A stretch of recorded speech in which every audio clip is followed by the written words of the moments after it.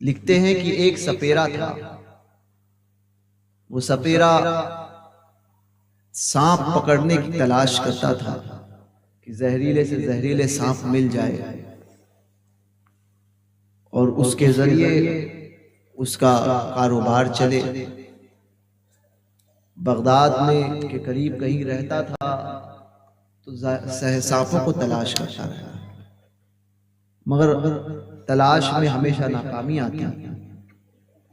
वैसा सांप जैसा वो चाहता था उसे तब मिलता न था।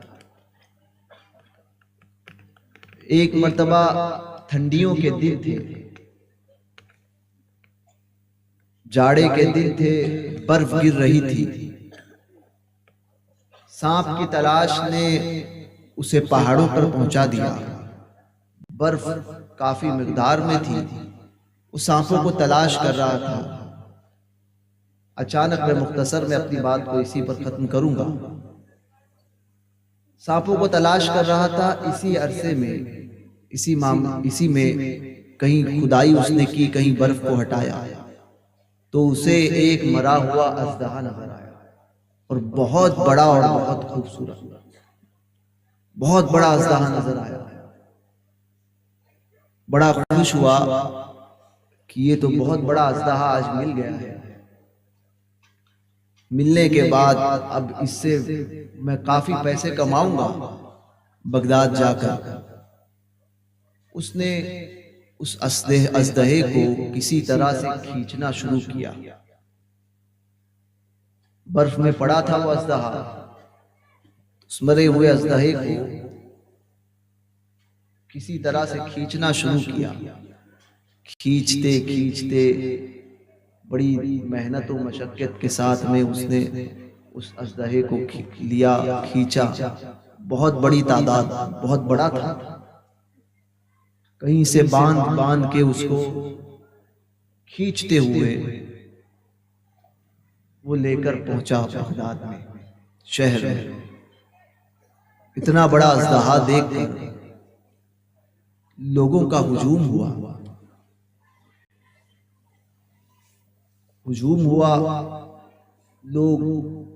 लोगों में बात फैली कि सपेरे ने एक खूबसूरत अजदहा और बहुत बड़ा अजदहा लाया है। अब लोग देखने के लिए आने लगे। अब जिसको जैसे पता चलता, जैसे खबर होती, लोग जमा होते। तो लोगों की भीड़ इकट्ठा हो गई। हजारों का मजमा हुआ अजदहा देखने के लिए। अब हुआ ये यूं कि शहर में पहुंचने के बाद में धूप निकल आई और वो अजदहे पे गिरने लगी। और फिर लोग जो जमा हुए थे तो उनकी गर्माहट भी अजदहे के पास पहुंचने लगी। तो वो अजदहा हरकत में आया।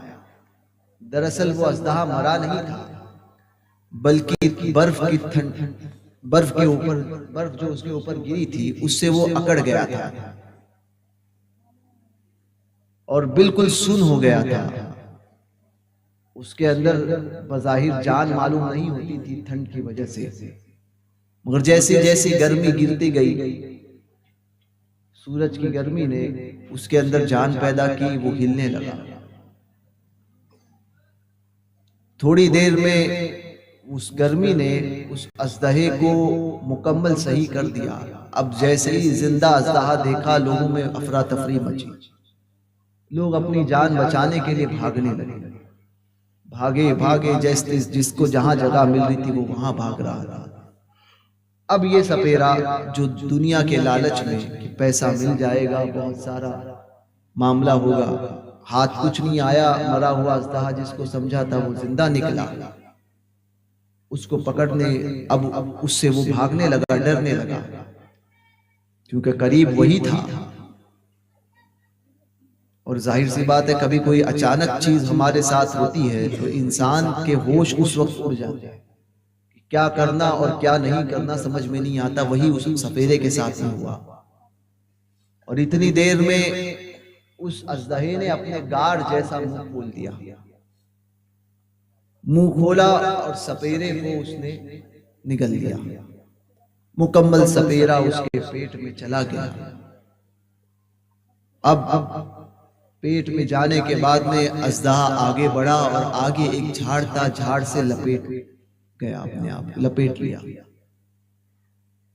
उसकी हड्डियों का भी चूरा चूरा हो गया। जिक्र किया, इसको लिखा और उसके बाद फरमाते हैं असल बात। देखिए बुजुर्गों की बात, एक मिसाल दी बगदाद के एक अजदहे का एक वाकया पेश किया और उससे असल बात की तरफ आते हैं। मौलाना रूम फरमाते हैं कि इंसान का नफ्स भी इसी अजदहे के मानी है, इसी अजदहे के मानी है। इंसान का नफ्स वो इंसान को उभारता रहता है। कभी कभी गरीबी और हालात की वजह से वो अजदहा दब जाता है, मगर रब तबारक व तआला की इबादत से गफलत और दुनिया की लालच और दुनियादारी की वजह से